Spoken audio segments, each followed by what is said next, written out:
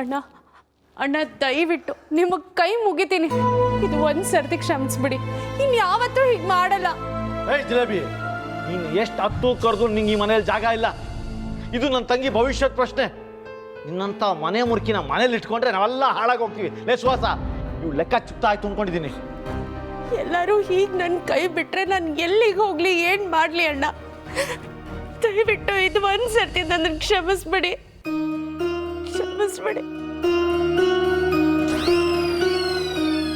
ಈ ಅಂಜಲಿ ಎಲ್ಲಿ ಹೋದ್ಲು ಏನೋ?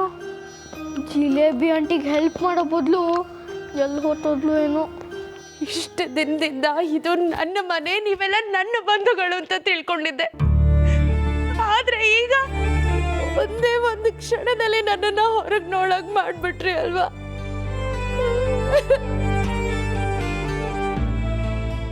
ಜಿಲೇಬಿ ಆಂಟಿ ಅಲ್ಬೇಡಿ, ಆ ಚೀಟಿ ನೀವು ಬರ್ದಿಲ್ಲ ಅಂತ ಎಲ್ರಿಗೂ ತೋರಿಸ್ತೀನಿ. ನೀನ್ ಹೆಂಗ್ ತೋರಿಸ್ತೀಯ? ನಾನೇ ಬರ್ದು ತೋರಿಸಿದ್ರೆ ಜಿಲೇಬಿ ಆಂಟಿ ಆ ಚೀಟಿನ ಬರ್ದಿಲ್ಲ ಅಂತ ಗೊತ್ತಾಗತ್ತಲ್ವಾ?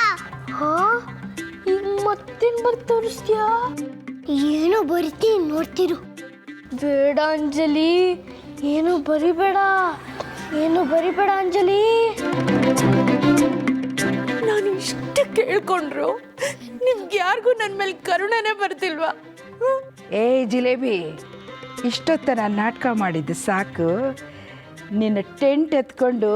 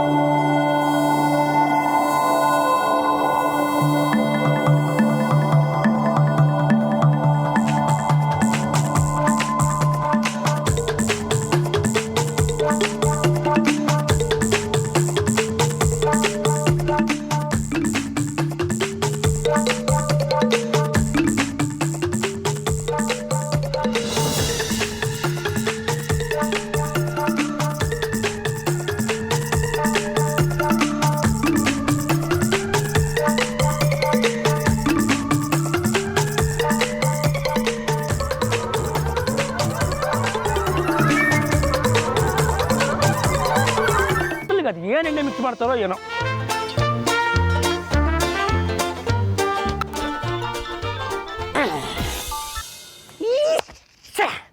ಅಟೆಂಡ್ ಮಾಡೋಕ್ಕಾಗಲಿಲ್ಲ, ಮಿಸ್ ಕಾಲ್ ಆಗೋಯ್ತು. ಒಳ್ಳೆ ಕಾಲ್ಗಳೆಲ್ಲ ಯಾವಾಗಲೂ ಮಿಸ್ ಆಗುತ್ತೆ, ಮಿಸ್ಸಸ್ ಕಾಲನ್ನು ಮಾತ್ರ ಎತ್ತಲೇಬೇಕಾಗತ್ತೆ.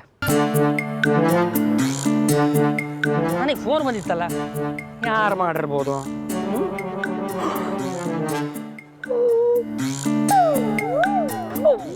ಸಿದ್ದಪ್ಪಾಜಿ, ಏನಪ್ಪ ಆಯಿತು ನಿನ್ನ ಪರೀಕ್ಷೆ? ಭೂತ್ ಬಂಗ್ಲೆಯಿಂದ ನರಹರಿಯವ್ರು ಫೋನ್ ಮಾಡಿದ್ದಾರೆ.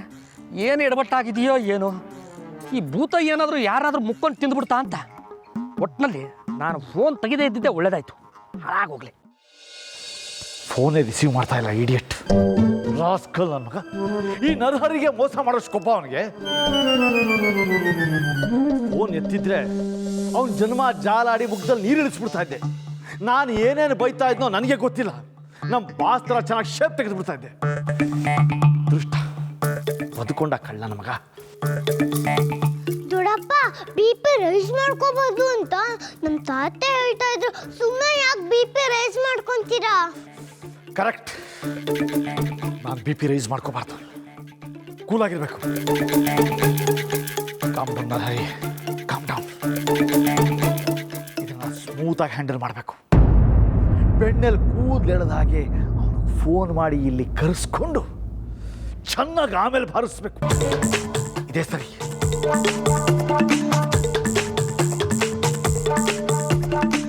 ತಾತಪ್ಪ ಏನು ಏನಿಲ್ಲ, ಸರಿ ಬಿಡು. ಅಂಥವ್ರನ್ನ ಎದುರಾಕೊಂಬಿಟ್ಟಿದ್ನಪ್ಪ ನಾನೇ ಎತ್ತಬೇಕ ಎತ್ತುತ್ತೇನೆ. ಸಾರಿ ಬಿಡು. ತಿರ್ಗಾ ನರಾರಿಯವ್ರ ಫೋನು ತೆಗಿಯೋದು ಬ್ಯಾಡವು. ಒಂದು ವೇಳೆ ತೆಗೆದೇ ಹೋದರೆ ಭೂತದ ವಿಷಯ ಏನಾಯಿತು ಅಂತ ದಿನವಿಡೀ ತಲೆ ಕೊರಿತಾನೆ ಇರುತ್ತೆ. ತೆಗೆದುಬಿಟ್ರೆ ವಿಷಯ ಏನು ಅಂತ ಕ್ಲಿಯರ್ ಆಗಿಬಿಡುತ್ತೆ. ಹೇಗೂ ಫೋನಲ್ಲಿ ಮಾತಾಡ್ತಾ ಇರ್ತೀನಿ, ನನ್ನನ್ನು ಹೊಡಿಯೋಕ್ಕಾಗಲ್ಲ, ಬಡಿಯೋಕ್ಕಾಗಲ್ಲ.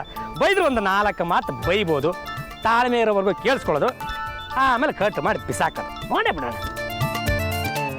ಹಲೋ, ಈ ಕಡೆಯಿಂದ ಮಹಾಬಲ, ಆ ಕಡೆಯಿಂದ ಯಾರ್ರೀ? ಬ್ರೋಕರ್ ಮಹಾಬಲ ಅವ್ರು ತಾನೆ?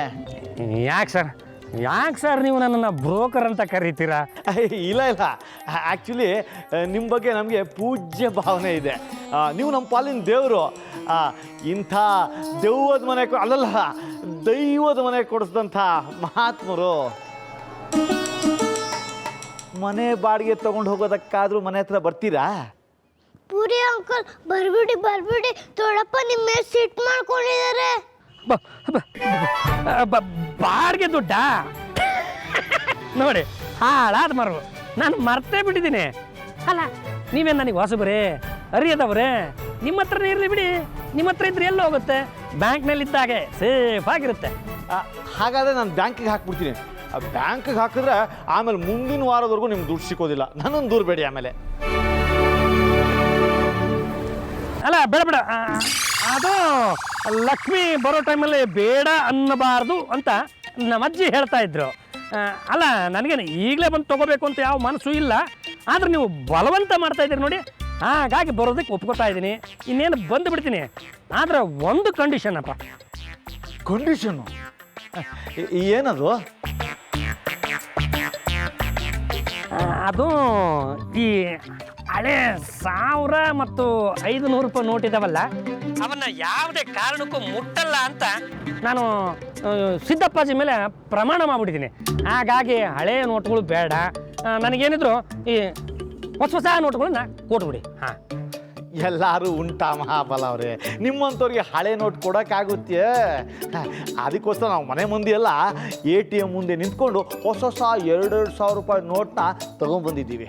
ನಿಮ್ಮ ಮನೆ ಹತ್ರ ಬಂದರೆ ಕೊಟ್ಬಿಡ್ತೀವಿ. ಸುಳ್ಳು ಹೇಳ್ತಾರೆ, ಬಾಸ್ ಮನೆ ಕೈ ದುಡ್ಡು ಅನ್ಸುತ್ತೆ. ಬೇಗ ಬಂದ್ಬಿಡಿ. ಹೊಸ ನೋಟ್ ಕೈಲಿ ಹಿಡ್ಕೊಂಡು ನಿಮ್ಗೋಸ್ಕರ ಬಾಗ್ಲಲ್ಲೇ ಕಾಯ್ತಾ ನಿಂತಿರ್ತೀವಿ. ಪೂರಿ ಅಂಕಲ್ ನನ್ನ ಮಾತು ಕೇಳಿ ಪ್ಲೀಸ್, ಬರಬೇಡಿ. ಅಯ್ಯಯ್ಯೋ, ದೊಡ್ಡಪ್ಪ ಫೋನ್ ಕಟ್ ಮಾಡಿಬಿಟ್ರು. ಪೂರಿ ಅಂಕಲ್ ಕೇಳಿಸ್ತೋ ಇಲ್ವೋ?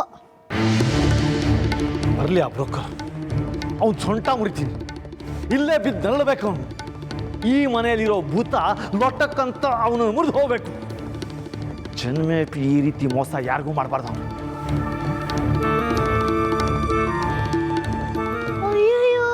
ನಿಜವಾಗ್ಲೂ ದೊಡ್ಡಪ್ಪ ಈ ಮನೆ ಭೂತದ ಮನೆ ಅನ್ಕೊಂಡ್ಬಿಟ್ಟಿದ್ದಾರೆ. ಪೂರಿ ಅಂಕಲ್ ಬೇರೆ ಕಸ್ತಾ ಇದ್ದಾರೆ. ಇದು ಭೂತದ ಮನೆ ಅಲ್ಲ, ಅಂಜಲಿ ಭೂತ ಮನೆ ಅಂತ ದೊಡ್ಡಪ್ಪನ್ ಗೊತ್ತಿಲ್ಲ. ಗಣೇಶ, ನೀನೇ ದೊಡ್ಡಪ್ಪ ಒಳ್ಳೆ ಬುದ್ಧಿ ಕೊಡಪ್ಪ. ಈ ಭೂತನೇ ಏನಾದರೂ ನಮ್ಮ ನರಹರಿಯವ್ರ ಥರ ವಾಯ್ಸೆಲ್ಲ ಮಾತಾಡಿ ನನ್ನನ್ನು ಏನಾದರೂ ಇಲ್ಲಿ ಕರ್ಕೊಂಡ್ಬಿಡುತ್ತಾ ಅಂತ. ಈ ಭೂತಕ್ಕೆ ಹುರಿದು ಮುಕ್ಕೋದಕ್ಕೆ ಅಂತ ನಾನೇ ಇಷ್ಟೆಲ್ಲ ಜನಗಳನ್ನು ತಂದು ಹಿಡ್ಕೊಟ್ಟಿರುವಾಗ ಅದು ಹೋಗಿ ನನ್ನನ್ನು ಬರೀ ಮೂಳೆ ಚಕ್ರ ಇರೋ ನನ್ನನ್ನು ಯಾಕೆ ತಿನ್ನುತ್ತೆ? ಆಚೆ ಏನಾದರೂ ಹೋದ್ರ ಅಂತ. ಈ ಕಡೆ ತಿರುಗಿ ನೋಡಿ ಸ್ವಾಮಿ.